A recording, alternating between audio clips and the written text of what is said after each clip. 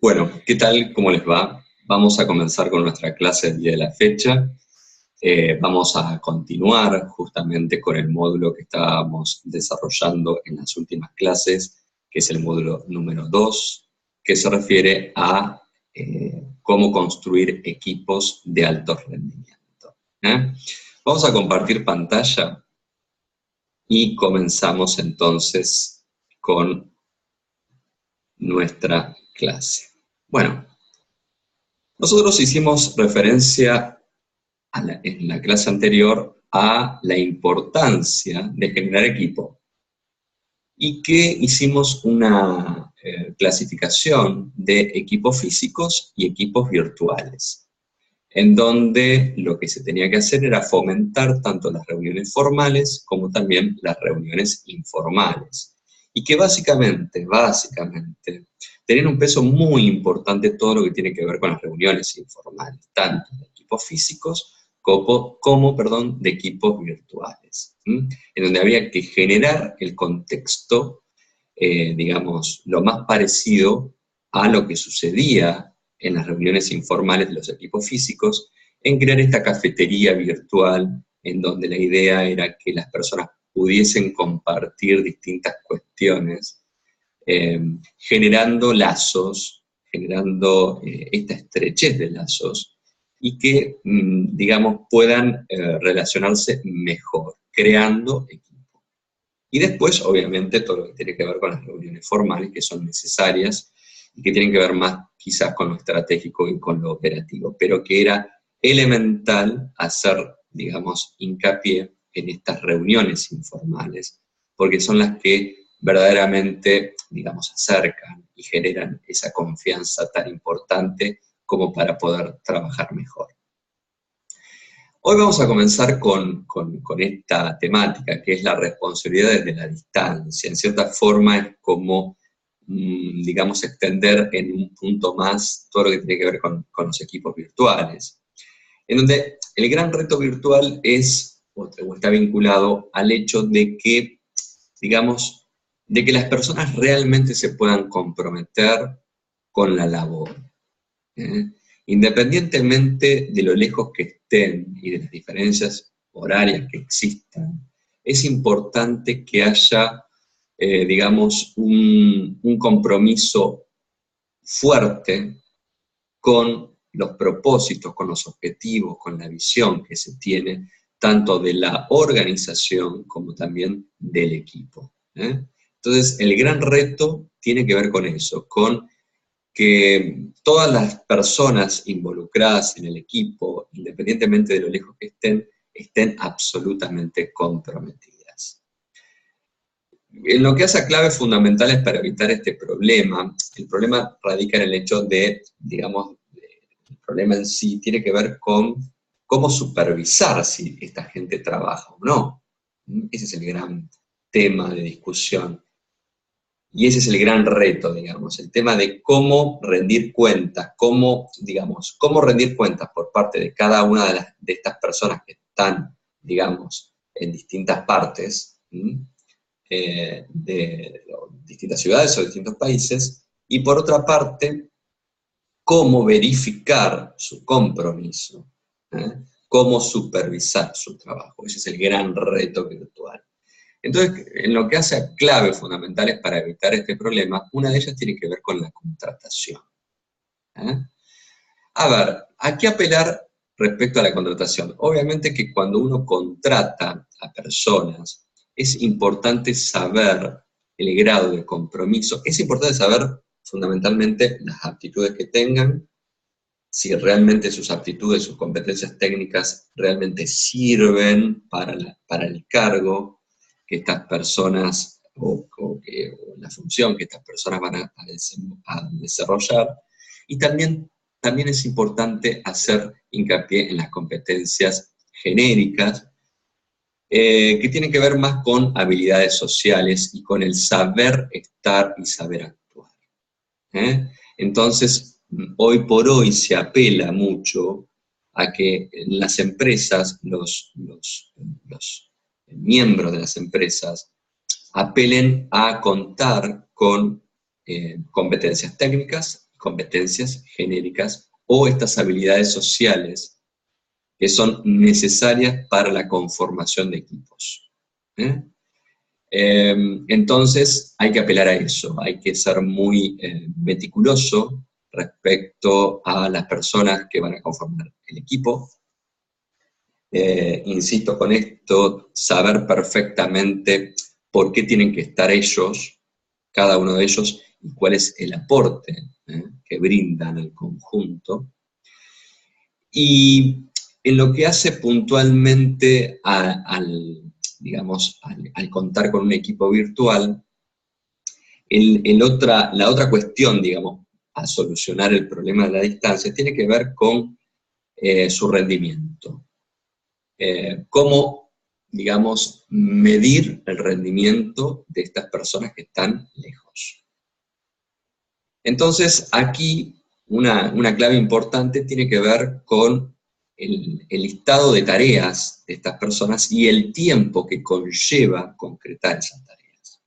O sea, en ese sentido, se apela más a, digamos, poder trabajar por objetivos, por semana o diariamente, depende de la política que se quiera implementar, y que es a través de los objetivos cumplidos cuando yo veo que, digamos, los distintos miembros están trabajando de la forma que se espera que trabajen.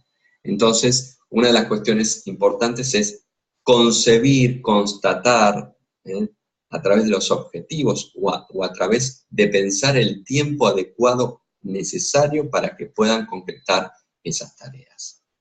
Y esto obviamente hace hincapié a una temática muy interesante, que nosotros trabajamos mucho en coaching, que tiene que ver con el trabajo por objetivos, porque realmente son muchos los beneficios de trabajar por objetivos, tanto desde el punto de vista individual, como desde el punto de vista de equipo, como desde el punto de vista organizacional. Entonces, básicamente vamos a hacer referencia a esto, a los beneficios de trabajar por objetivos. El primer beneficio que podemos traer a colación es que contribuye a la eficiencia. ¿Qué quiere decir esto? Que, digamos, el trabajo estará cumplido si los objetivos han sido cumplidos. No hace falta que haya determinado horario a respetar, sino que básicamente se puedan cumplir los objetivos que se han planteado. Entonces, trabajo cumplido cuando los objetivos estén cumplidos. Y eso conllevará los incentivos correspondientes. Segundo beneficio, motiva a los empleados. Seguramente, ¿por qué?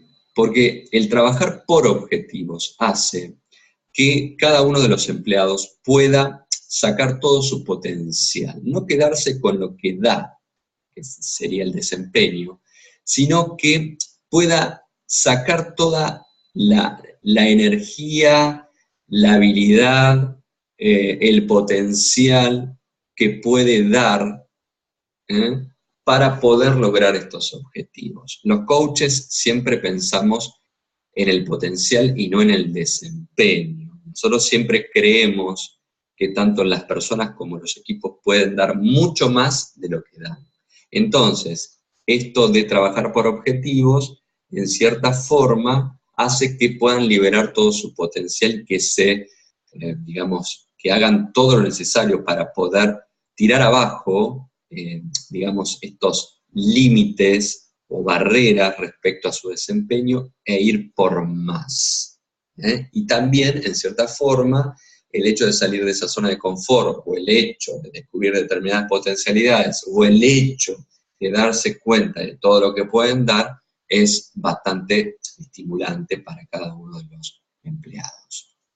El tercer beneficio tiene que ver con un mejor control de los resultados. Obviamente, el trabajar por objetivos me ayuda a poder medir la evolución, tanto individual como de equipo, como organizacional. Es una herramienta bastante interesante, trabajar por objetivos, porque aparte porque la gente está focalizada y concentrada en justamente lograr estos objetivos. Que obviamente, digamos, los objetivos tienen que estar bien planteados, entendidos, etcétera, ¿no? Esto es muy importante. Claros para todos y demás. El cuarto beneficio de trabajar por objetivos tiene que ver con que potencia el desarrollo de talento. Claro, ¿qué pasa? Esto hace que se pueda identificar quiénes son los empleados que logran los mejores resultados. Y esto en cierta forma se puede ver mejor cuando estamos hablando de empleados que tienen el mismo puesto. Por ejemplo, 2 gerentes. Y bueno, obviamente el hecho de que un gerente logre determinados resultados hace que un par, digamos, inevitablemente se compare, y entonces esto en cierta forma, esta concreción de objetivos por parte de, digamos, de un empleado puede, digamos, ser hasta inspirador y puede ser emulado por otros. Y se genera una competencia sana en donde... Esto es muy importante, que se pueda ver, que se pueda analizar, porque realmente, como yo siempre digo, es muy poderoso esta mirada en donde verdaderamente podemos identificar, digamos, la evolución. Podemos identificar, digamos, las acciones y los resultados de cada una de las personas, y fundamentalmente el compromiso con la causa. Y el quinto beneficio tiene que ver con la diferencia clara de roles.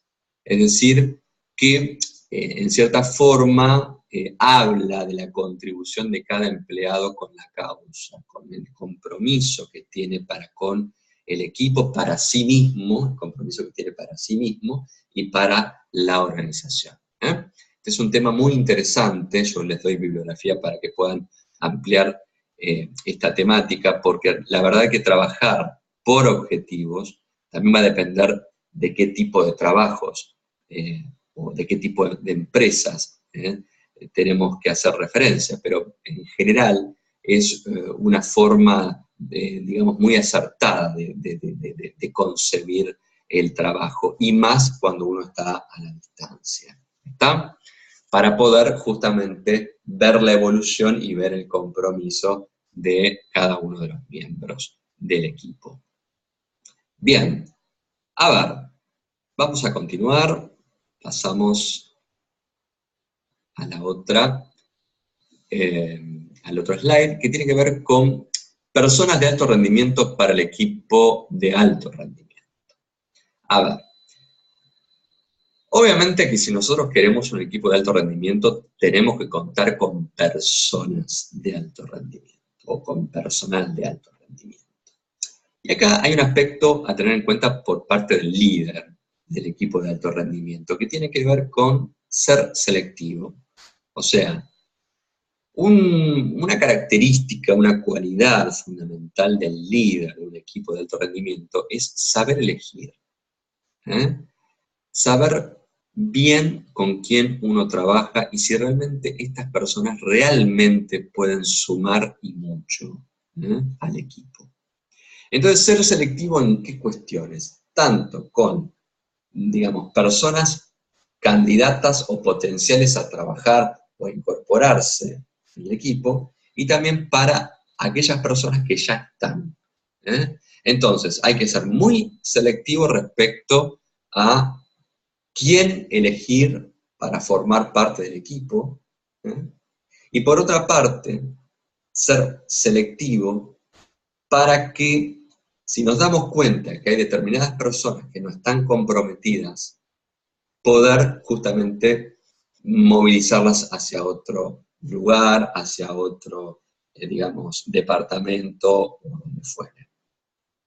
Porque realmente no están rindiendo lo que uno pretende que rindan en relación a los objetivos que se han propuesto para, digamos, lograr determinadas cuestiones que queremos lograr. Entonces, tenemos que ser, desde el punto de vista de líder, ser muy selectivos, evaluar bien las personas que queremos en primera instancia, qué personas queremos, qué personas necesitamos, y a partir de ahí empezar a ver cuáles son los candidatos posibles, y también siempre evaluar con quiénes estamos, con quiénes conforman mi equipo, y si siempre están a la altura de las circunstancias. Hay determinadas cualidades a evaluar, y yo acá destaco 3, que me parecen las más importantes. Primero, el conocimiento, o sea, la aptitud que esta persona tenga para poder, digamos, aportar al equipo lo que tiene que aportar y lo que se espera de él. Segundo, que sea una persona ética en el trabajo, que esto es fundamental.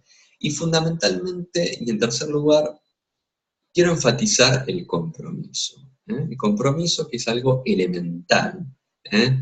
Es necesario contar con personas comprometidas. Es un tema que es recurrente, pero vale la pena que sea recurrente, porque si realmente queremos crear un equipo, y más, un equipo estrella, como un equipo de alto rendimiento, tenemos que nutrirnos de personas que realmente estén comprometidas. Entonces, que tengan el conocimiento necesario, la sabiduría, la experiencia necesaria, que sean personas éticas en el trabajo y fundamentalmente que estén comprometidas. Esto es elemental. Bien, a ver, es importante, digamos, lo aptitudinal fundamentalmente, pero también es muy importante lo actitudinal. O sea, el combo perfecto sería contar con personas que tengan las aptitudes necesarias y las actitudes necesarias. Pero, si nosotros tenemos que destacar entre actitudes y entre aptitudes y actitudes, vamos a resaltar las actitudes. ¿Por qué? Porque una persona que tiene determinada actitud para con el trabajo, que es ahí donde está el compromiso, porque lo actitudinal tiene que ver más con lo emocional, con la personalidad, con la proactividad, con la impronta que esta persona tenga. Hay personas que saben mucho, pero no tienen esa actitud. Entonces, de las dos cualidades que vamos a destacar, siempre vamos a destacar la actitud respecto a la aptitud. Insisto, sería fantástico poder contar con personas que tengan la aptitud necesaria y la actitud necesaria. Pero si tengo que destacar una de ellas, es la actitud. Es la persona que realmente tiene ganas, está predispuesta, es proactiva, quiere, está comprometida con el trabajo. Y si no sabe algo, lo va a aprender. Eso es muy importante. Tenemos que sentir, tenemos que oler las ganas de ser parte, de participar y de ponerse la camiseta. Beneficios y costos de personas con gran aptitud. ¿Cuáles son los beneficios? Los beneficios son muchos. Personas que saben muchísimo, obviamente nutren al equipo. Personas que son especialistas en determinadas temáticas, que son necesarias para el equipo, obviamente que suman y mucho. Pero también tienen sus costos. ¿Por qué? Porque hay personas que saben mucho. Y eso hace que pierdan un elemento o una cualidad elemental que tiene que ver justamente con la humildad. Hay personas que están, digamos,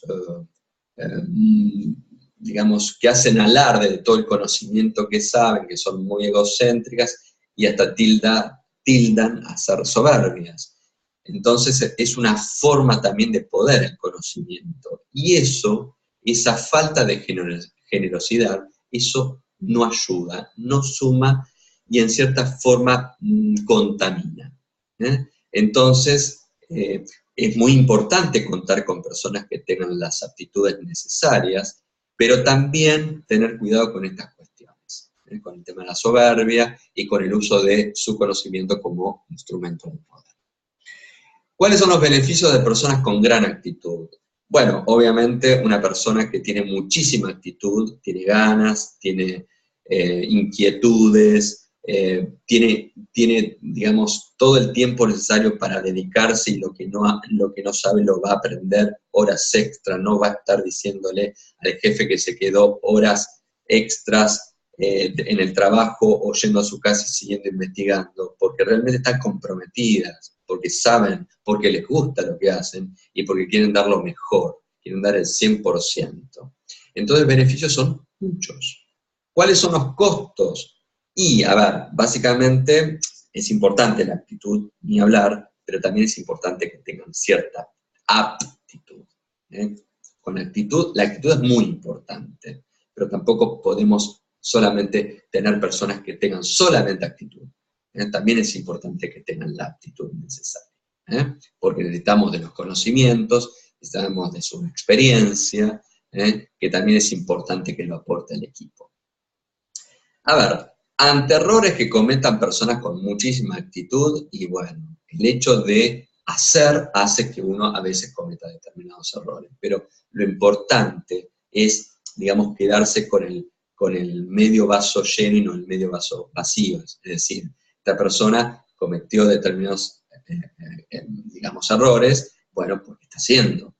Esto es muy importante también, porque vemos que tiene ganas, que hace, y eso hay que valorar eso justamente. Y respecto al tema de la supervisión, las personas que están absolutamente comprometidas, no hace falta que uno le esté yendo de cerca, sino que ellas mismas son controladores propios, son supervisores propios, son los mejores y peores supervisores con ellos mismos, más estrictos, y más con la mirada de la empresa inteligente, en donde el tema de la supervisión es algo que está de modé, que forma parte de otra época de la empresa tradicional. Hoy por hoy hay una confianza en las personas que trabajan en el equipo, se sabe que cada cual es el mejor, que sabe hacerlo de mil maravillas, y tienen cierta autonomía para trabajar. Entonces, saben perfectamente lo que tienen que hacer, mejor que nadie. Entonces, esa es la mejor forma de que,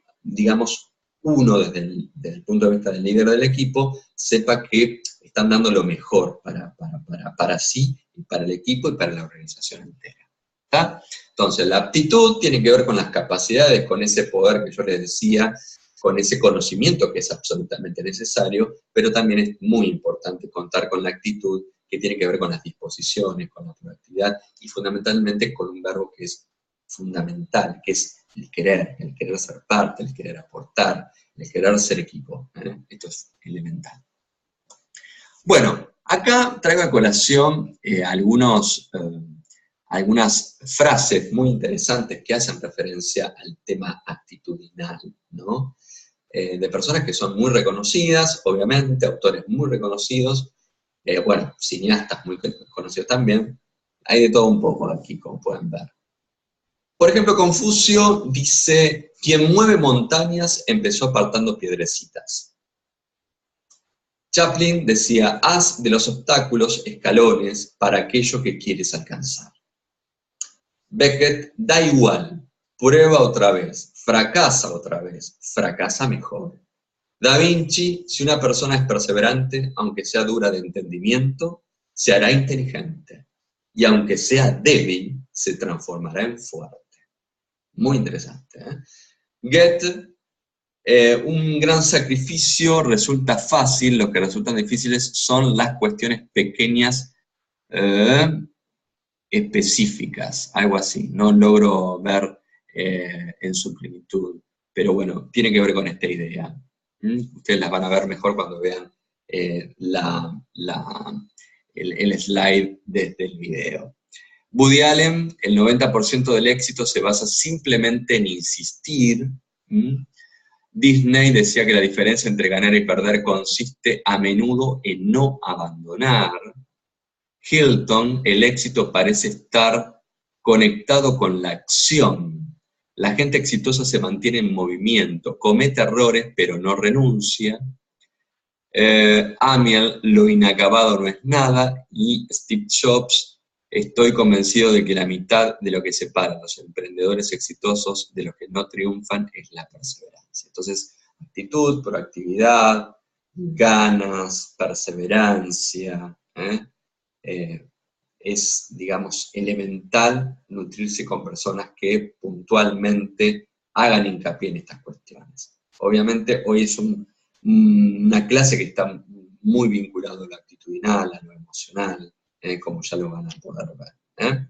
Quería compartir estas estas frases que son sumamente importantes, muy sabias, muy concretas y muy poderosas.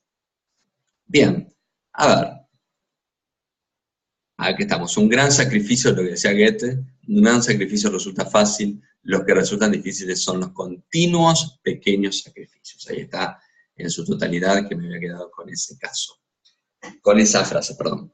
Bueno, acá yo pensé que sería muy interesante compartir con ustedes un caso puntual para ver, digamos, cómo esta persona que asume como gerente, pudo, digamos, conformar, afianzar un equipo y sacarle provecho, en donde básicamente cambió la estrategia que reinaba por mucho tiempo y que había sido justamente sostenida por otras personas que estuvieron en ese puesto.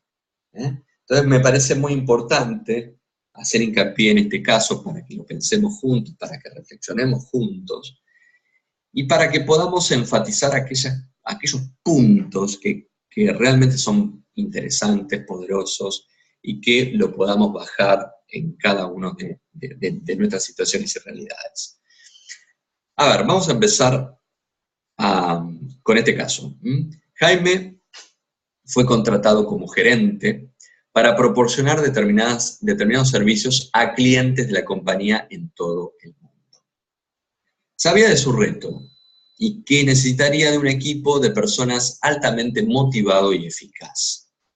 Se encontró con un equipo fragmentado, trabajando en 6 países y con horarios distintos. Además, 3 de los subequipos estaban liderados por personas que pensaban que debían haberles dado su puesto. Básicamente, Jaime fue contratado como gerente. La idea era, digamos, hacer todo lo posible para mejorar, digamos, los servicios y que estos puedan, digamos, ofrecerse a nivel mundial o en los países donde estaban presentes, digamos, la compañía. Sabía que era un reto bastante interesante, era un gran desafío, y más cuando había personas que querían el puesto que le ofrecieron a Jaime.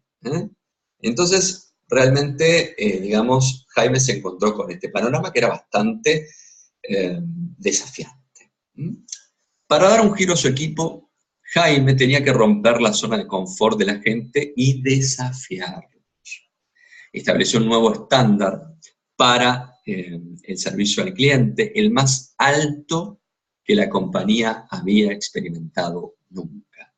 Para superar las disputas y disidencias de su equipo, Jaime decidió que iba a tener que hacer un viaje relámpago a las sedes de sus diferentes subequipos, lo que permitiría a la gente llegar a conocerle y presentarles su nueva visión para ellos. Esto no fue fácil, ya que tuvo que hacer frente a los problemas en primera persona, en especial la disensión con los miembros del equipo con más experiencia. Él era consciente de no tener todas las respuestas,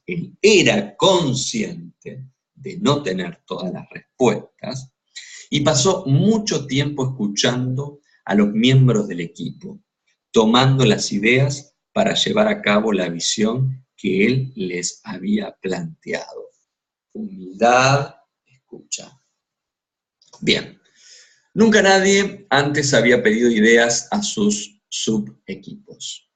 Siempre habían recibido los mandatos de la oficina central, causando gran parte de las malas actitudes que habían heredado. Al escucharles, fue capaz de hacer que cada miembro del equipo se sienta que era una parte valiosa del equipo, que valoraba sus aportaciones y que quería trabajar con ellos,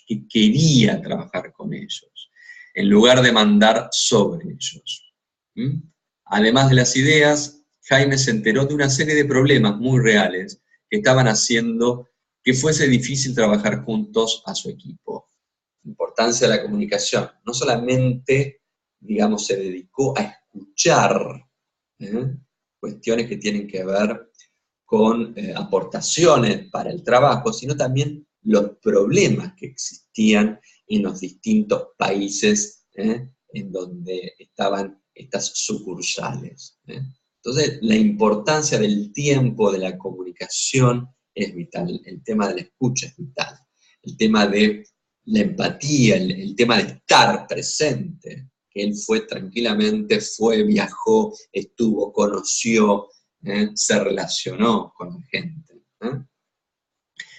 En lugar de solo escuchar a los equipos sus quejas de los problemas, les preguntó por sus soluciones, no solamente, digamos, lo que solicitaban, sino soluciones, porque ellos que conocían el ambiente, la situación, su realidad, ellos sabían perfectamente qué tipo de soluciones podían ser factibles. Este fue el punto de inflexión para el equipo de Jaime. Él los había desafiado a hacerlo mejor y les había dado la oportunidad de hacerlo. Les había demostrado que estaba dispuesto a escucharles y que valoraba sus aportaciones. Los mismos miembros del equipo, que habían sido los mayores quejosos antes, de repente se convirtieron en los mayores activos del equipo. Jaime estaba rebosante de alegría y cuando implementó sus sugerencias, ellos también lo estuvieron. Algunas conclusiones de lo que hemos visto. No importa lo grande que sea la organización o lo que hace, cuando una oficina central ordena todo a menudo, obliga a que se hagan las cosas como más le conviene a ella, sin tener en cuenta lo que va a funcionar bien para los otros activos del equipo. Con un equipo virtual hay que considerar las diferencias en cultura, idioma, realidades, disponibilidad de materiales y nivel educativo de los activos del equipo. La cultura y forma en que la gente vive jugarán un papel importante en su capacidad para lograr lo que quiere la sede central. Al sondear los problemas y sugerencias de los miembros de su equipo distribuidos geográficamente, Jaime comenzó el proceso de liderazgo compartido. Este liderazgo compartido no elimina a un jefe de equipo, sino que lo implica a todos en el proceso de toma de decisiones, comprando la visión, los objetivos y los sistemas porque sienten que tienen un papel en su definición. Un jefe de equipo puede delegar sus funciones de liderazgo a los miembros del equipo mediante, por ejemplo, rotar la presidencia de las reuniones del equipo. Esto le da la oportunidad a todos de dirigir la reunión, con todo lo que eso implica, de poder dirigir la reunión, darle esa posibilidad, que puedan sentarse en esa silla de líder, y que a lo mejor en su presidencia, en lo que hace a presidir esa reunión, quizás aporte con cambios interesantes que otros van a emular. Eso es interesante. Entonces, esto le da la oportunidad a todos de dirigir la reunión, ayuda a entrenar para el liderazgo y descargar parte de la carga del líder del equipo. Otra manera de que un líder de equipo involucre a sus miembros es delegarles áreas de responsabilidad, dándole autonomía y autoridad de toma de decisiones. Jaime así lo hizo mediante la utilización de un miembro del equipo de alto nivel en cada país como líder del subequipo. Esto, entre otras cuestiones, permitió superar el resentimiento por haber sido él el contratado para el puesto de gerente. La gente siempre va a poner más esfuerzo en aquello que piensa que ha creado. Frase muy importante, la reitero. La gente siempre va a poner más esfuerzo en aquello que piensa que ha creado. Por lo general, los trabajadores que trabajan más duro son aquellos que trabajan por cuenta propia. Estos han construido su negocio y recogen directamente los beneficios. El cuentapropista o el autónomo es una persona que, digamos, pone 100% de todo su energía, su capital, sus sus ganas, sus, digamos, su trabajo, su sabiduría, su tiempo, porque saben lo que es, porque están absolutamente comprometidos, porque es suyo, es propio. Esto es importante, que lo puedan ver, que lo puedan, digamos, creer que son parte importante y que justamente esta rotación ayuda, como vimos en el primer caso, y esto de que sea el responsable de un subgrupo, también esto es importante, porque eso le genera un impacto favorable a la persona y que eso que le va a generar a esta persona, a ese líder, también lo va a, digamos, potenciar para poder trabajar mejor con su gente. En un equipo, cada miembro necesita el mismo sentimiento de propiedad. Aunque en realidad no puede tener acciones en la empresa, aún se puede conseguir ese sentimiento de propiedad estando involucrado en el proceso de toma de decisiones. Esto se debería iniciar cuanto más pronto posible, preferiblemente en cuanto se forma el equipo.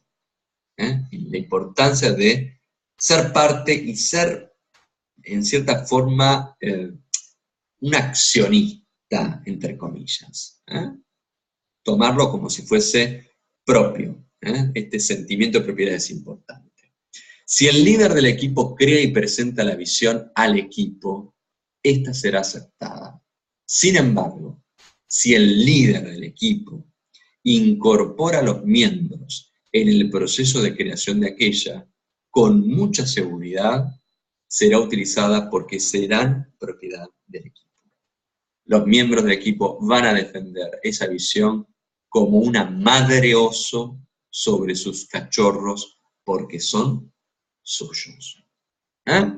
Caso absolutamente emblemático, muy interesante a tener en cuenta, como para ver cómo una persona puede generar contextos para que las cosas pasen.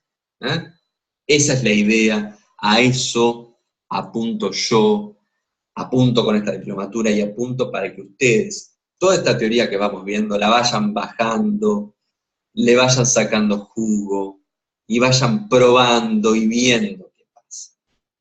Esto es lo importante. Bueno, dijimos que esta clase estaba muy vinculada a lo actitudinal, a lo emocional, y justamente el tema que sigue es esto, construir equipos emocionalmente inteligentes. Los Smart Teams.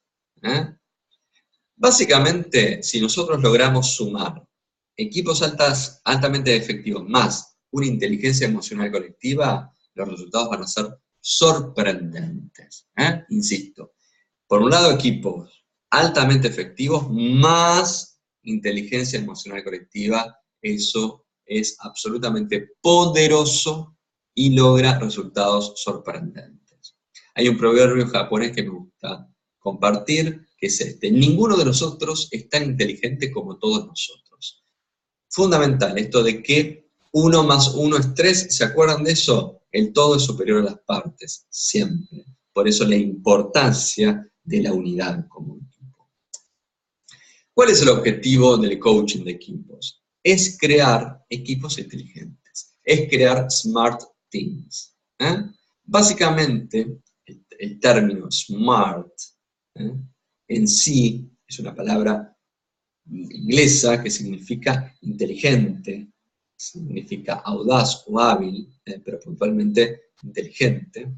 Y en lo que hace a este acrónimo de SMART, se refieren básicamente a distintas iniciales que están vinculadas a distintas palabras que son palabras fuerzas. Como por ejemplo, S es de específico, todo esto está en inglés, por eso los pongo en inglés a la palabra en inglés y después la traducción. S de específico, M de medible, A de alcanzable, R de realista y T que tiene que ver con el tiempo, acotado en el tiempo.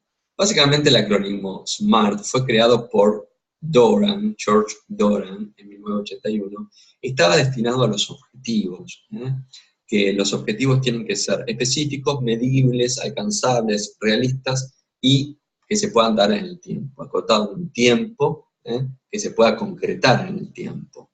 Pero tranquilamente, esa fue la idea de George Doran, tranquilamente esto se puede aplicar a los equipos, en lo que hace a la concreción de determinados objetivos.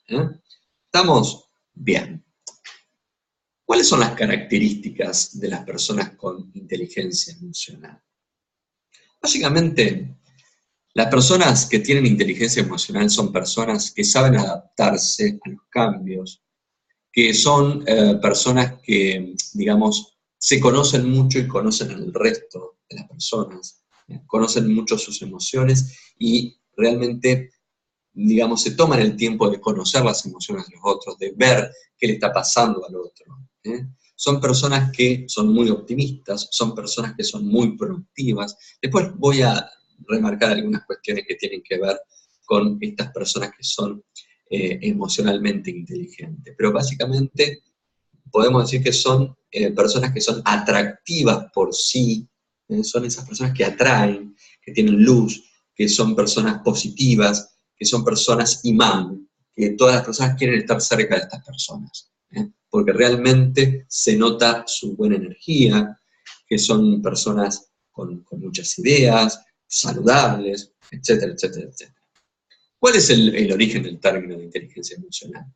Básicamente, el origen del término viene de Wayne Payne, de 1985, en donde en su tesis doctoral hace mención a este término, que se llamaba Un estudio de la emoción desarrollando inteligencia emocional. Ahí aparece por primera vez el término inteligencia emocional. Pero sin duda, quien, digamos, lo populariza y lo hace mucho más importante en lo que hace a la repercusión, fue Daniel Goleman 10 años después, en 1995, cuando con su libro Inteligencia Emocional, ¿por qué puede ser más importante que el coeficiente intelectual? Bueno, fue un bestseller, digamos, mundial, muy vendido. Daniel Goleman era columnista del New York Times, y bueno, esto lo lleva a la fama. Es un libro que fue, digamos, escrito en distintos idiomas, que fue absolutamente comprado, leído, meditado, reflexionado, y que, bueno, después vinieron sus hijitos, como por ejemplo La inteligencia emocional en la empresa, que es, digamos, un texto que se los voy a mandar para que lo vean, porque es muy interesante que lo sepan, porque el tema de lo emocional es un tema muy importante en las empresas. Nosotros vamos a trabajar hoy un poco el tema de la importancia de las emociones en el equipo, ¿no? Pero bueno, estos son dos textos básicamente interesantes. Si quieren, el de Daniel Goleman, el de inteligencia emocional, se los envío, no se los puse, solamente les puse, o les subí, mejor dicho, la inteligencia emocional en la empresa. Bien, vamos a definir qué es un equipo emocionalmente inteligente. Podemos definir a un equipo emocionalmente inteligente de la siguiente forma. Son aquellos, o es aquel, que ha aprendido a gestionar adecuadamente las emociones propias y ajenas. ¿Está? Hablamos de equipos emocionalmente inteligentes cuando nos referimos a aquellos que han aprendido a gestionar adecuadamente las emociones propias y ajenas. Nosotros hicimos referencia a algunas características muy generales de las personas emocionalmente inteligentes. Yo acá voy a detallar en algunas cuestiones, ¿no? Como para ahondar un poquito más en el tema. Una persona emocionalmente inteligente presta atención a lo que sienten, o sea, son conscientes de sus emociones, toman conciencia de las emociones que están sintiendo y que les pasan en su cuerpo, prestan atención a cómo se sienten otras personas, esto de, digamos, de la empatía, empatizan mucho con el otro, se ponen en el lugar del otro, trata de identificar la emoción que el otro está teniendo, de ver, de analizar qué le pasa, se toma el tiempo necesario para ver qué le pasa al otro, o sea, hace, digamos, su trabajo en relación a esto, que es absolutamente positivo, esto de generar ese lazo con el otro. Regulan sus emociones, el tema de la autorregulación, son personas que se controlan emocionalmente porque conocen sus emociones y saben las herramientas y las acciones que tienen que llevar a cabo para poder controlar esas emociones. Están motivadas siempre, en todo momento. Tienen grandes habilidades sociales, saben relacionarse, hacen alarde de eso. Hacen gala más que alarde de eso. Son personas que saben, son sociables por naturaleza, son personas que les gusta estar con la gente, son personas que caen bien, o sea, tienen grandes habilidades sociales, son personas que escuchan, que hablan responsablemente, que conversan, que le dan el tiempo necesario al otro, ¿no? Expresan sus sentimientos, sus emociones a los demás, identifican correctamente las causas de sus emociones, saben por qué tienen las emociones que tienen, porque hay todo un trabajo interesante que hacen ellos, se conocen muy bien ellos a sí mismos, son fuertes y no se ofenden con facilidad. No, son fuertes, tienen la fortaleza, tienen la vitalidad, pero tampoco se ofenden con facilidad. Son personas que, digamos, siempre son muy receptivos de lo que pasa, de lo que le pasa al otro, y tratan de comprender por qué el otro piensa de esta forma, para qué dice lo que dice. Reconocen cuando se equivocan y rectifican, está todo bárbaro. O sea, saben que son imperfectos, está muy vinculado a la característica que siguen, no buscan la perfección. Entonces, básicamente, si se equivocan, bueno, listo, está, es perfecto, o sea, me parece bárbaro, soy una persona que no soy perfecta, porque ser perfecto es una mochila muy, muy pesada, entonces, no sé, eso de etiquetar a una persona como perfeccionista o etiquetarnos demasiado perfectos o perfeccionistas es una mochila que no está buena. No es saludable mentalmente. Se cuidan y saben lo importante que es la salud. Son personas absolutamente saludables. Se enfocan en lo positivo, aún en la adversidad. Siempre en épocas de adversidad, de crisis, bueno, siempre esta mirada positiva, esto de ir por el camino, que bueno, ya encontraremos una solución, y buscan, digamos, que haya un clima, que se trabaje en conjunto, y que esto lo podremos superar. Siempre este optimismo típico.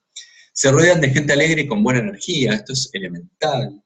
Defienden su asertividad, son personas que hablan cuando tienen que hablar, son personas que, digamos, dicen lo que tienen que decir, de frente, van al grano, saben decir no, aprecian y valoran lo que tienen, porque por más que uno intente lograr determinados objetivos y poder lograr, digamos, cuestiones que sean mucho más interesantes para todos, también, por otra parte, valoran lo que ya tienen. Entonces aprecian lo que tienen. Que pueden mejorar, que pueden crecer, que pueden evolucionar, pero ya parten de la base de que lo que tienen lo aprecian. Conocen sus debilidades y fortalezas y mejoran continuamente. Son personas que se dedican a sí mismos, como dije. Saben cuáles son sus fortalezas, saben cuáles son sus debilidades, saben cómo potenciar sus fortalezas, saben cuáles son sus áreas de mejora y trabajan para ello y tienen una actitud aprendiente y demás y demás y demás. No les asustan los cambios, son proactivos, no son reactivos. La diferencia entre proactivo y reactivo es muy importante. No actúan en reacción a determinadas personas o situaciones, sino que ellos en verdad son personas que proponen, que van al frente, que van con sus propuestas, con sus ideas. Son personas que les gusta lo que hacen y trabajan y quieren, digamos, crecer. Aprovechan y cuidan el tiempo, creen que el tiempo es absolutamente importante y son muy celosos de su tiempo, y fundamentalmente saben autogenerarse momentos de felicidad. saben que necesitan su tiempo, necesitan cargar pilas, necesitan su tiempo de relajación, para hacer deporte, para estar con sus seres queridos, etc.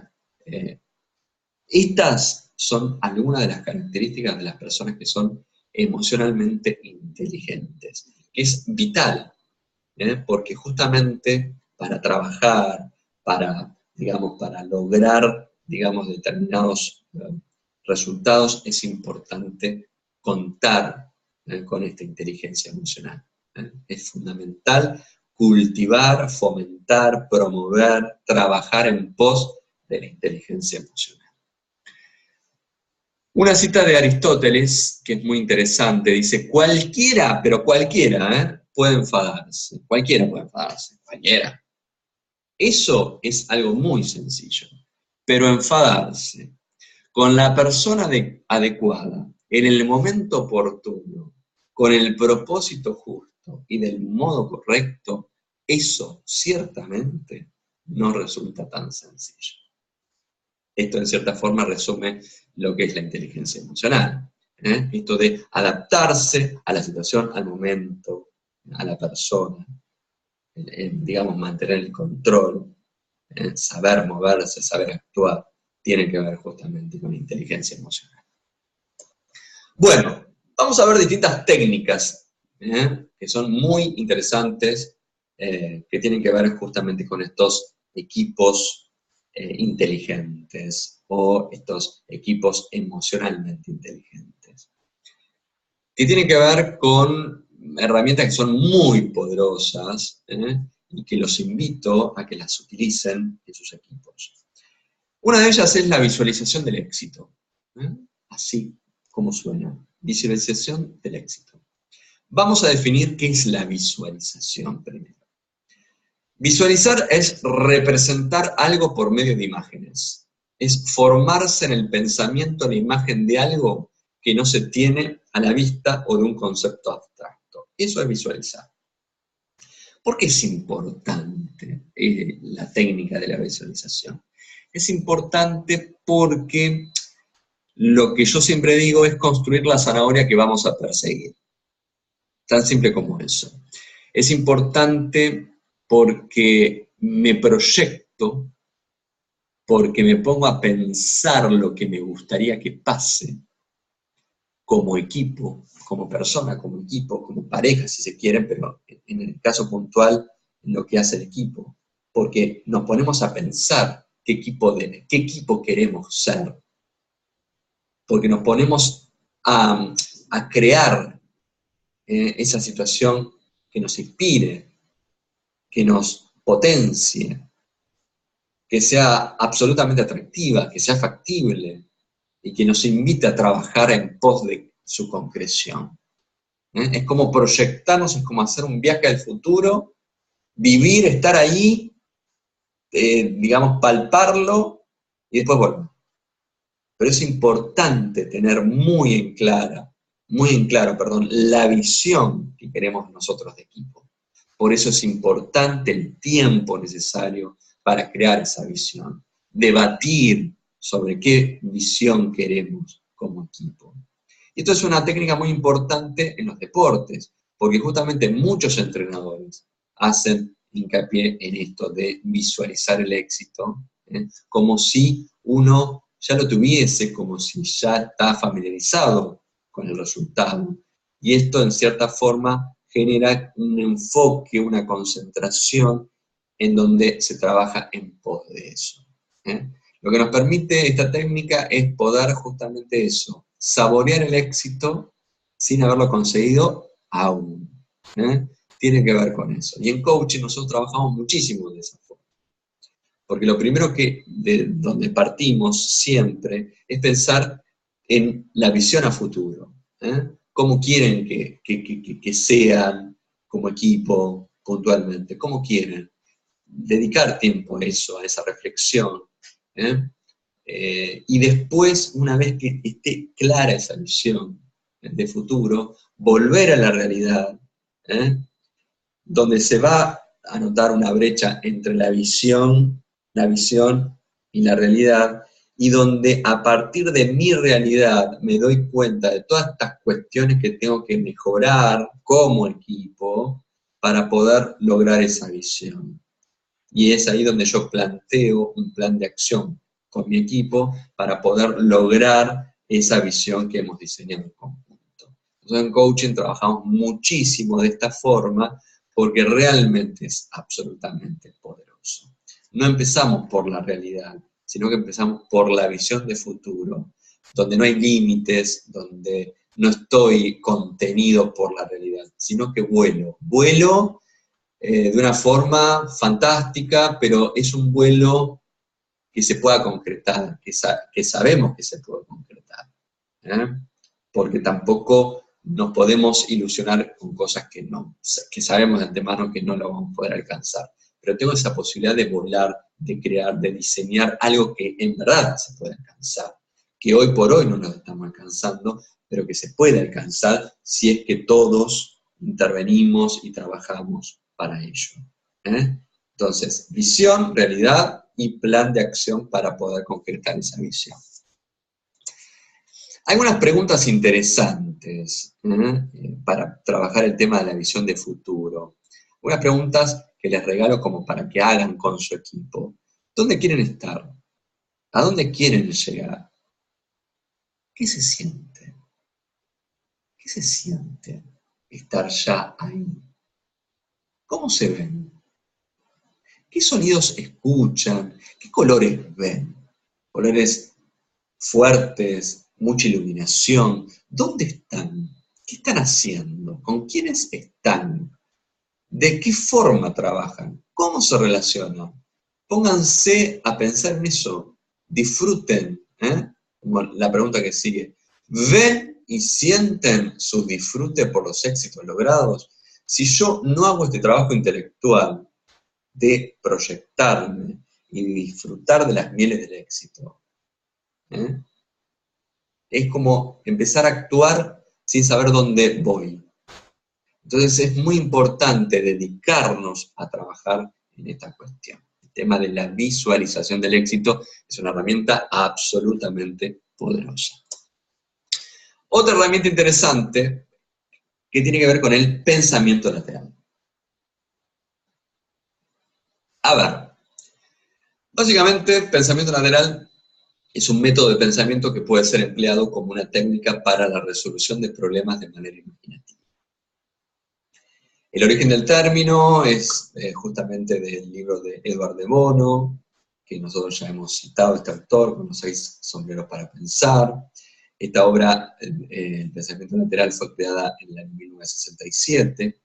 Y básicamente el objetivo puntual del pensamiento lateral tiene que ver con romper todos los patrones naturales y convencionales y tradicionales de hacer las cosas. Es empezar a pensar de forma distinta, diferente. Es lograr resultados por medios no convencionales. Ir por otros caminos de los que ya conocemos.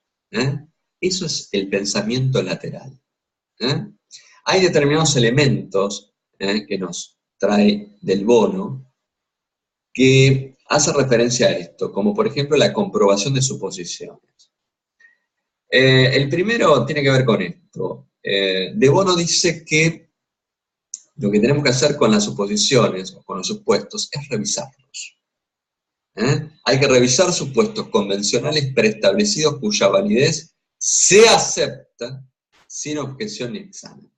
Muchas cuestiones que nosotros sostenemos nunca han sido evaluadas, supervisadas, confrontadas.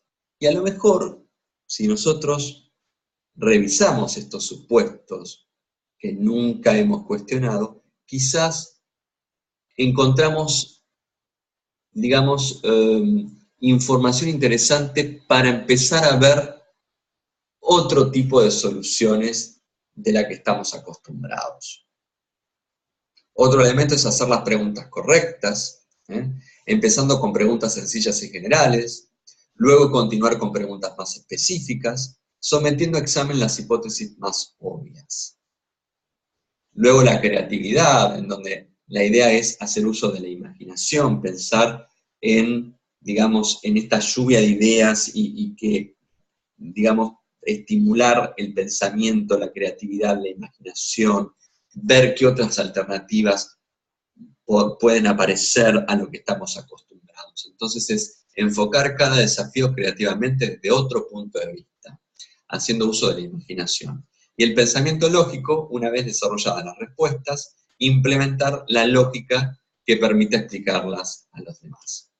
Básicamente, esos son los elementos del pensamiento lateral.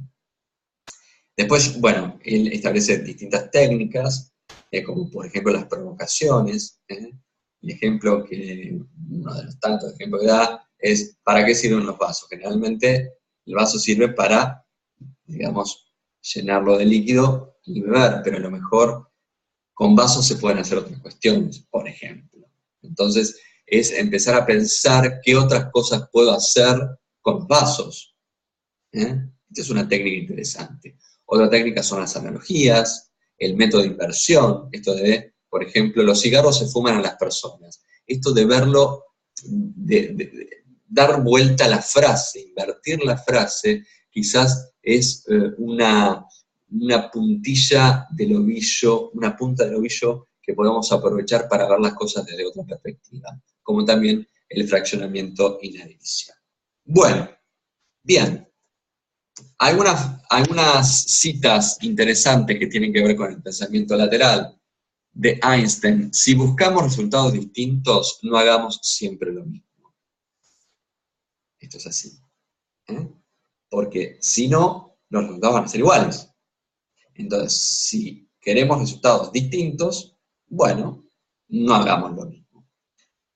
Cuando una persona se enfrenta a la adversidad o a un problema importante, lo soluciona si lo enfoca de manera creativa. Esto de ser más creativos, salir de la caja y empezar a pensar en otras posibilidades. Esto es de Ellis. Bueno, y este es un gráfico que me pareció interesante, que también tiene que ver con el pensamiento lateral, donde vemos a dos perros que cada cual quiere ir a comer de su lado. Entonces, digamos, tiran de la correa y no saben qué hacer, cómo poder llegar a su comida. Entonces, ¿qué hacen? Se ponen de acuerdo, entre comillas, instintivamente, y van de un lado y después van del otro lado. Esto de ponerse a pensar en soluciones distintas, diferentes, y salir quizás del instintivo y pensar en otras cuestiones que sean un poco más creativas. ¿Estamos? Bien. Otra de las técnicas interesantes es el pensamiento positivo. A ver, mucho se ha hablado del pensamiento positivo, se lo ha subestimado el pensamiento positivo, pero acá yo puntualmente lo que quiero hacer referencia al pensamiento positivo tiene que ver con el hecho de no decir que todo está bien, que nada va a pasar, no es esa la perspectiva que yo quiero brindar respecto al pensamiento positivo.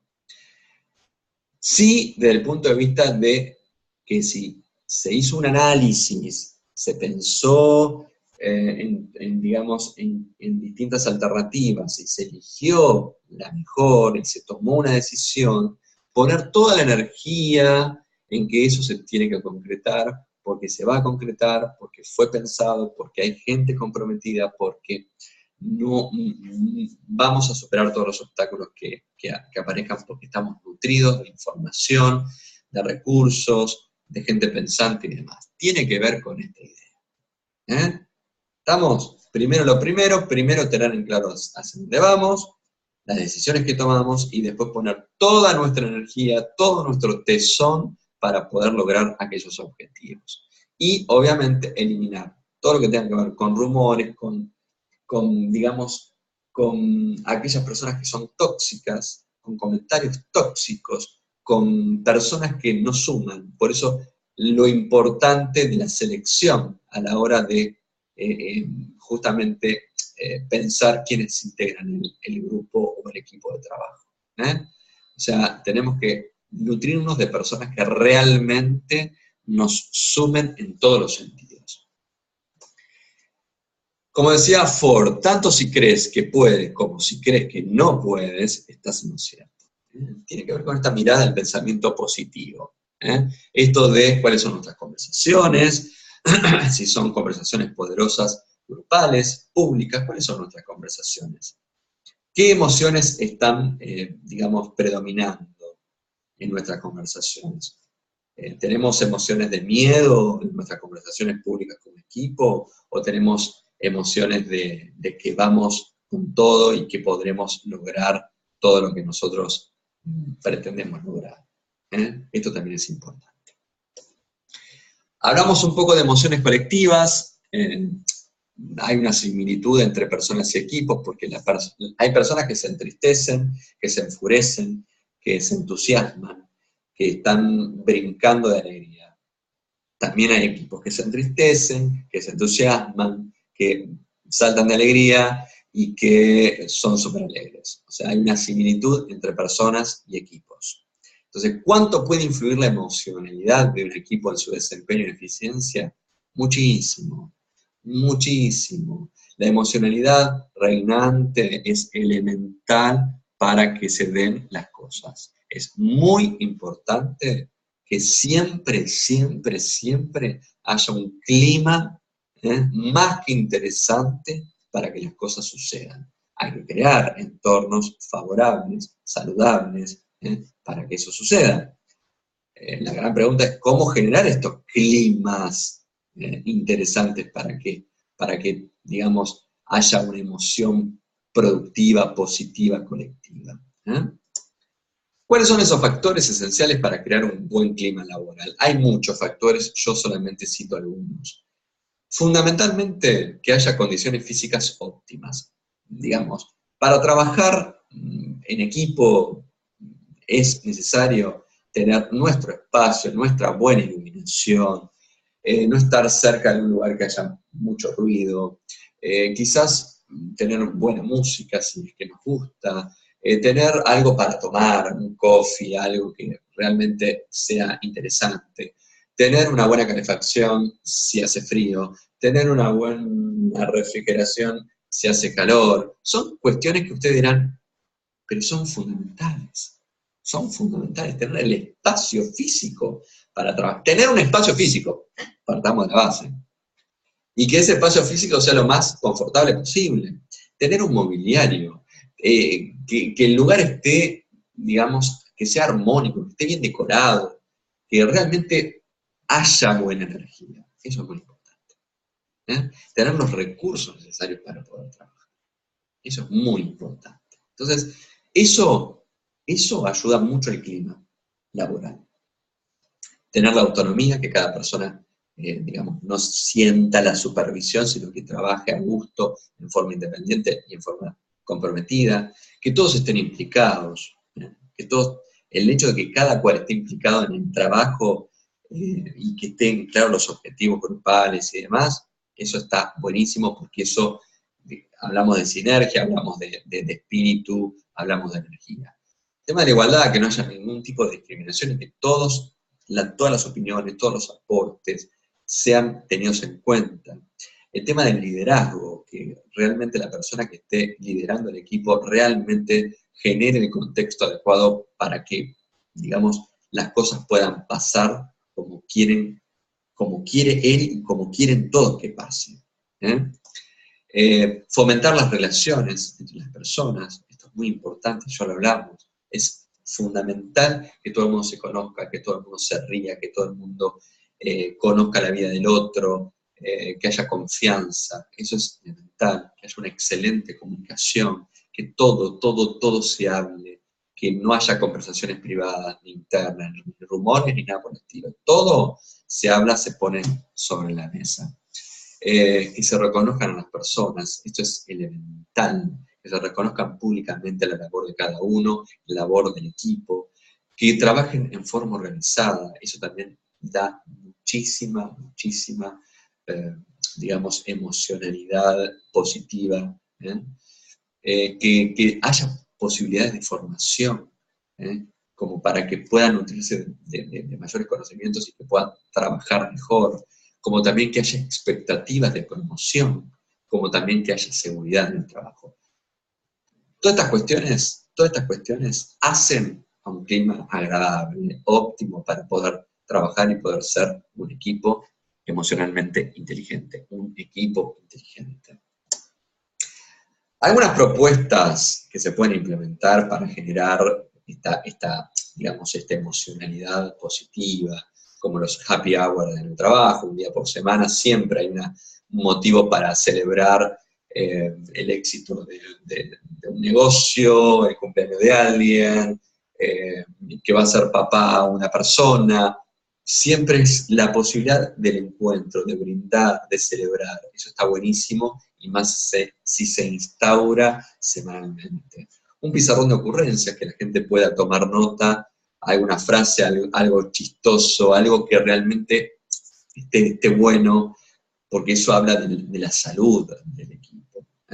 Escuchar música en conjunto está bueno, saber los gustos musicales de cada uno, y bueno, tener música para el equipo, eso genera un buen clima también. Evitar que los empleados se den la espalda, esto es otra de las cuestiones fundamentales. Está bueno que se vea la gente entre sí. Quizás esa es una estrategia bastante interesante lo que hace a la proxemia y al hecho de verse, porque si yo estoy dando la espalda es como que, digamos, ese lenguaje corporal de que te doy la espalda es como que no me interesas. Entonces, si yo ubico a las personas que se miren a sí mismas, eso genera también, digamos, una cercanía. Saludar de forma distinta, ¿qué queremos decir con esto? Que, por ejemplo, uno pueda entrar y golpear con las palmas, eso genera también muy buena energía. Que haya una sala de relajación. A ver, estaría buenísimo que haya un lugar, unos puffs, unos sillones para tomar un cafecito, eso también genera buen clima. Organizar reuniones informales, salidas a comer, ir a tomar algo, eso también es importante. Llevar cosas para compartir, qué sé yo, todos los viernes alguien lleva algo para compartir, para comer. Y bueno, y eso está bueno, porque eso genera equipo también. Obviamente hay, digamos, compañías que lo hacen, como Google, Coca-Cola, son, digamos, compañías que invierten en todo esto para que haya buen clima. Yo acá las cosas que les propongo son cosas que cualquier persona, cualquier equipo, mejor dicho, puede implementar. No es algo ni muy costoso ni muy loco. O sea, estamos hablando de propuestas que tranquilamente son muy poderosas por todos los beneficios que acarrea y no son nada costosas, sino que es tener ganas, proponerlas y aprovechar todas estas posibilidades para conocerse más, para generar confianza y para poder trabajar mejor. En lo que hace al control de lectura, yo les subí este artículo que es muy interesante, que tiene que ver con emociones colectivas y coaching de equipos, de Peñalver Martínez, que justamente hace referencia, digamos, a la emocionalidad de los equipos. Entonces yo les propongo que lo lean y que envíen digamos, un informe con las respuestas, que son estas las preguntas. ¿Qué aporta un coach a esta temática? ¿Cuál es la finalidad del coaching de equipos según Cardón? ¿En qué consiste la rueda de feedback? Y la dinámica del premio en empresa, que justamente este texto trae a colación distintas herramientas interesantes que ustedes pueden implementar. Pero bueno, yo acá quiero que me expliquen un poco dos. ¿Qué se recomienda para usar estas herramientas? ¿Qué se recomienda? ¿Y cuál de las herramientas citadas no implementaría y por qué? ¿Estamos? Vamos a dejar hasta acá. Tenía pensado un temita más para abordar, pero bueno, vamos a dejar acá. Básicamente, estamos por terminar el módulo número 2. Tenemos un par de clases más en relación a esto. Pero bueno, lo que les pido es que sigan leyendo, que estén al día con las dinámicas, y que implementen todo lo que consideren pertinente a sus distintos equipos. Esa es la idea, y bueno, como siempre les digo, estoy a disposición para lo que necesiten, y bueno, ya en poco tiempo más les diré más o menos en qué consiste el trabajo final que van a tener que presentar para poder aprobar la diplomatura. ¿Estamos? Bueno, muchísimas gracias a todos y nos vemos el próximo viernes. Hasta luego y seguimos.